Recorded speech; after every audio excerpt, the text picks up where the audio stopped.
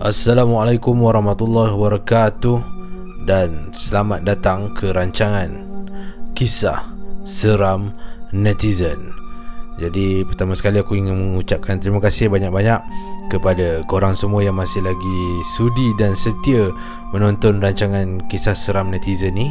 Kepada yang baru sahaja mengikuti, Kisah Seram Netizen adalah sebuah rancangan di mana aku mengumpulkan kisah-kisah seram yang telah dikirimkan oleh para netizen, dan kemudian aku akan menceritakannya semula kepada korang semua di dalam rancangan ini.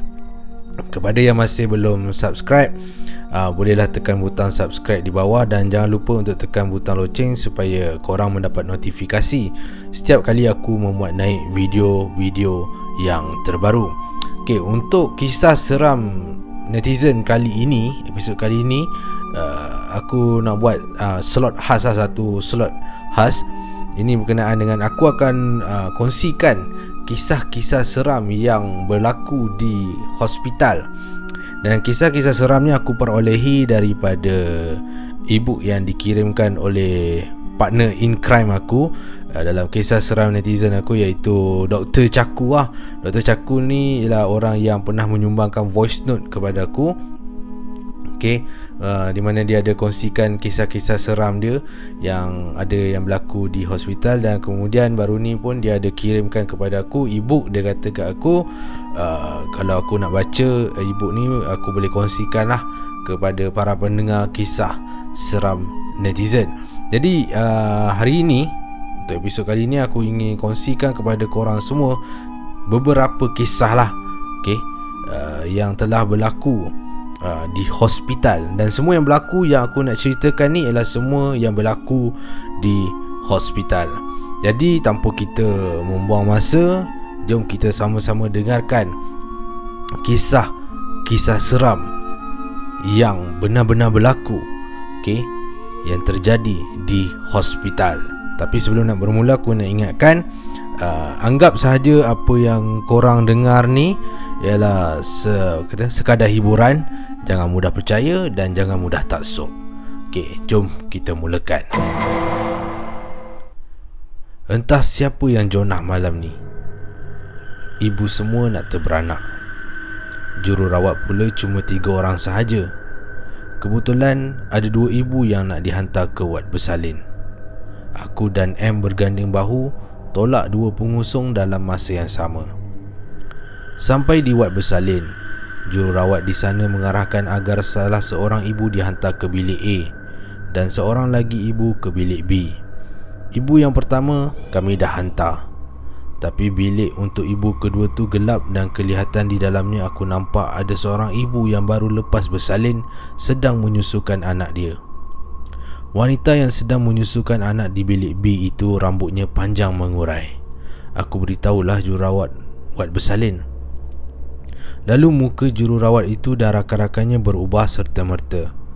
Mereka semua kata dalam bilik tu sepatutnya tiada pesakit. Dan selepas kami semua pergi periksa, ternyata tiada sesiapa. Cerita ini berlaku semasa zaman saya housemanship. Waktu tu posting ortopedik. Dalam pukul 2 pagi macam tu, saya nak rehat sekejap sementara tunggu pesakit dari Dewan Bedah dihantar pulang ke wad. Wad pun tenang-tenang sahaja, alhamdulillah. Saya pesan pada jururawat, "Akak, saya baring dekat bilik nombor 1 ya. Kalau ada apa-apa, akak panggil saya tau." Selepas itu, aku pun masuk ke bilik nombor 1 tu, tutup lansir dan baring di atas katil. Letak sahaja kepala, tiba-tiba terdengar bunyi tapak kaki orang berlari dalam bilik tu. Aku terus bangkit, duduk dan tarik lansir untuk membukanya. Takut-takut ada kecemasan ke apa, sehingga jururawat berlari-lari mencari aku.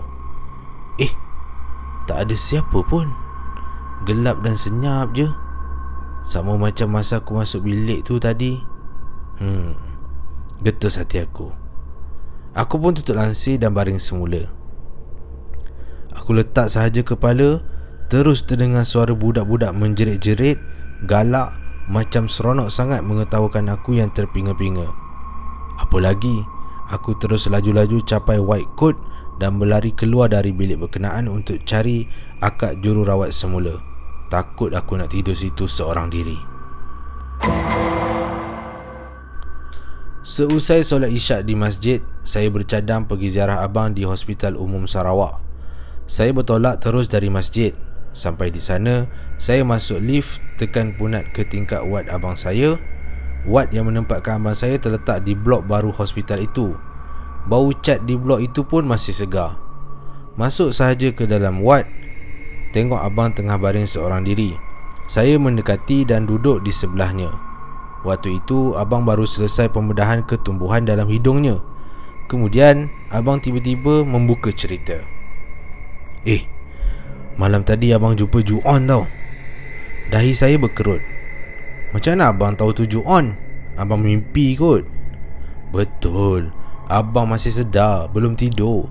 Malam tadi pukul 1 pagi, abang tengok ada budak umur 4 tahun tak pakai baju. Kulit putih semacam je, rambut sebiji macam hantu budak dalam cerita Ju-on tu. Lalu dekat koridor depan tu sampai ujung. Dekat ujung mana ada bilik? Yang ada bilik store dengan tempat cleaner simpan barang cucian. Saya pun menjengah keluar bilik abang saya. Betul juga, kat ujung tu cuma store. Semasa saya meninggalkan wad untuk pulang, bulu roma saya meremang semacam. Masuk sahaja dalam lift, saya baca ayat kursi berkali-kali. Menyesal pula saya seorang diri pergi ziarah abang saya malam-malam buta begini. Malam tu ramai ibu-ibu bersalin. Tapi syukur keadaan mula tenang sekitar pukul 3 pagi. Seorang pelatih jururawat masyarakat ini sedang melakukan tugas seperti biasa, iaitu mencuci peralatan yang telah digunakan semasa menyambut kelahiran. Semasa sedang leka mencuci di bilik basuhan, dia terdengar pintu bilik basuhan itu dibuka. Namun dia tidak berpaling kerana menyangka bahawa itu kakak tukang bersih.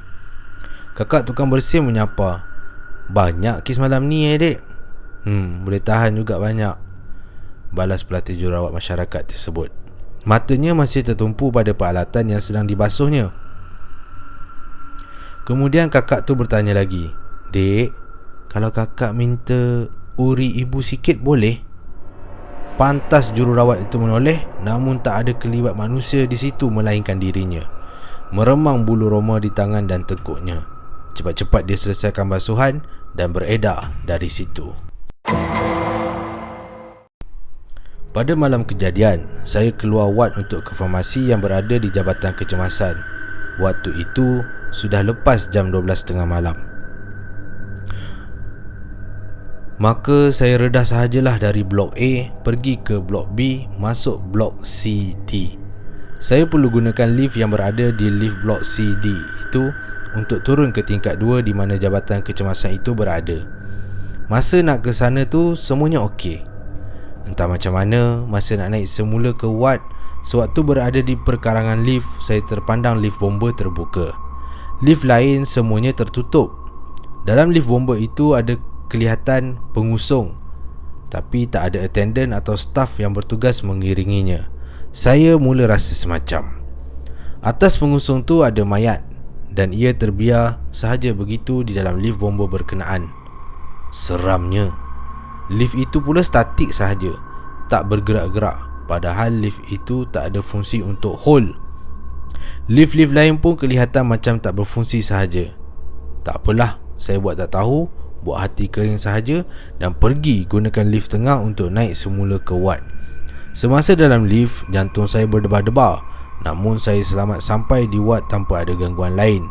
Bila saya cerita pada rakan-rakan di wad, rupa-rupanya memang ramai yang sudah terkena gangguan macam yang saya alami. Ada yang jumpa dalam lift lagi. Hati-hati bila naik lift bomba lepas 12 malam blok C, D. Okey? Hospital mana? Carilah sendiri. Nak dijadikan cerita, saya dan kawan saya kerja berdua sahaja. Kebetulan kawan tu tak sihat.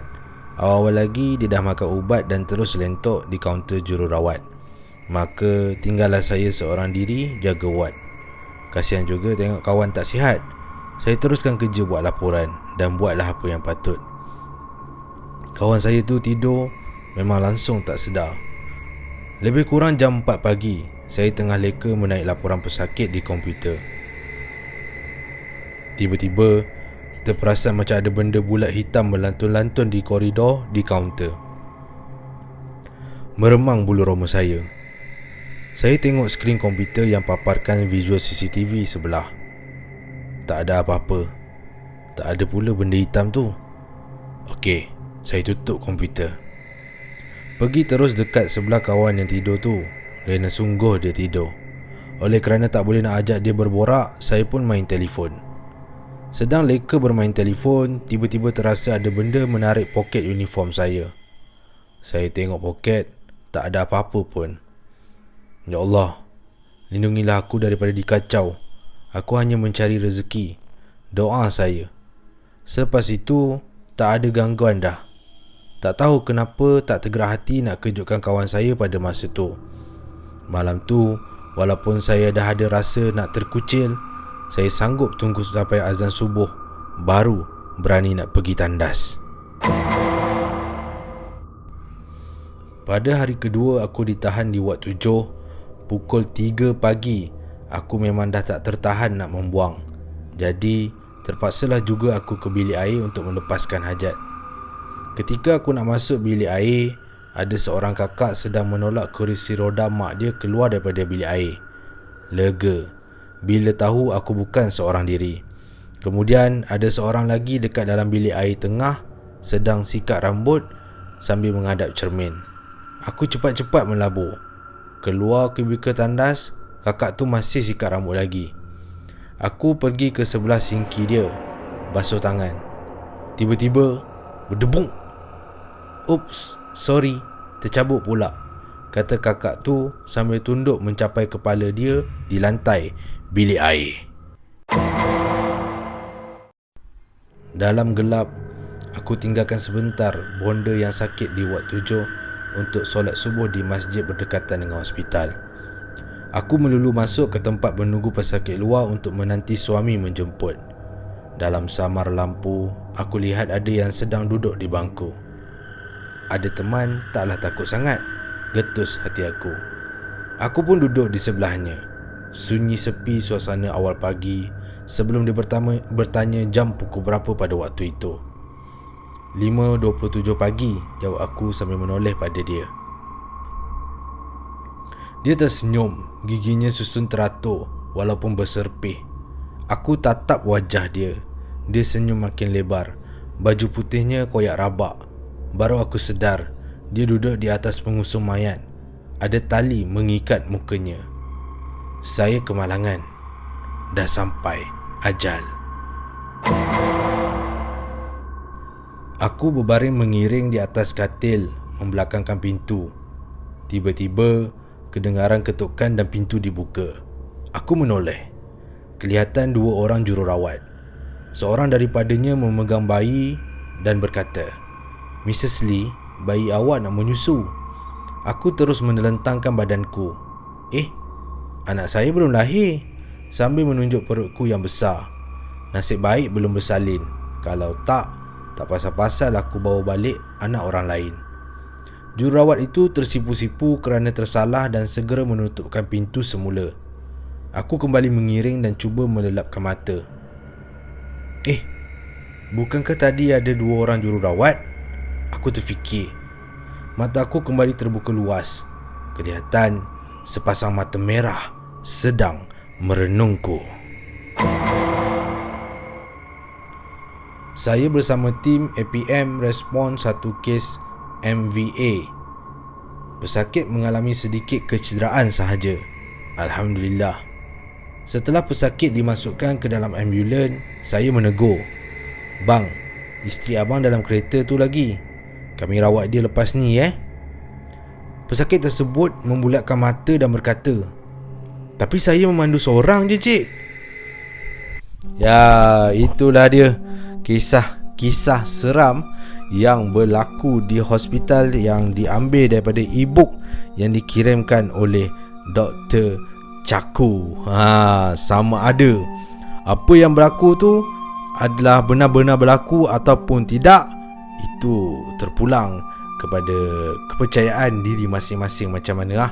So seperti mana aku katakan awal tadi, okay, anggap sahaja cerita yang disampaikan ni sekadar untuk hiburan.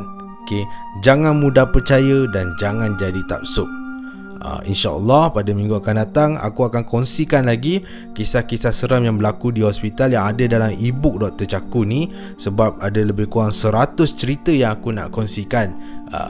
Lebih kurang lah 100 cerita kalau tak silap aku, okay, yang hendak aku kongsikan kepada korang semua. Tapi dalam masa yang sama, kalau korang ada yang nak kongsikan kisah seram korang sendiri, okay, boleh hantar cerita seram korang melalui 2 cara.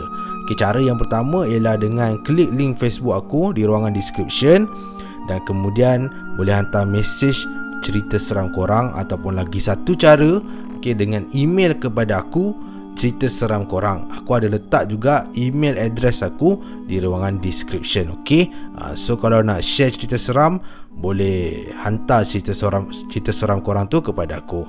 Okay, terima kasih sebab menonton sampai habis.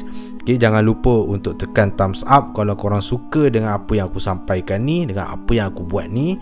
Dan kalau belum subscribe, boleh tekan butang subscribe. Dan jangan lupa tekan butang loceng supaya korang mendapat notifikasi setiap kali aku memuat naik video yang terbaru. Jadi setakat itu dulu untuk hari ni. Kita berjumpa lagi InsyaAllah 2 minggu lagi. Sekarang ni sempat buat 2 minggu sekali saja. Okay, kita jumpa lagi di dalam rancangan Kisah Seram Netizen. Assalamualaikum warahmatullahi wabarakatuh.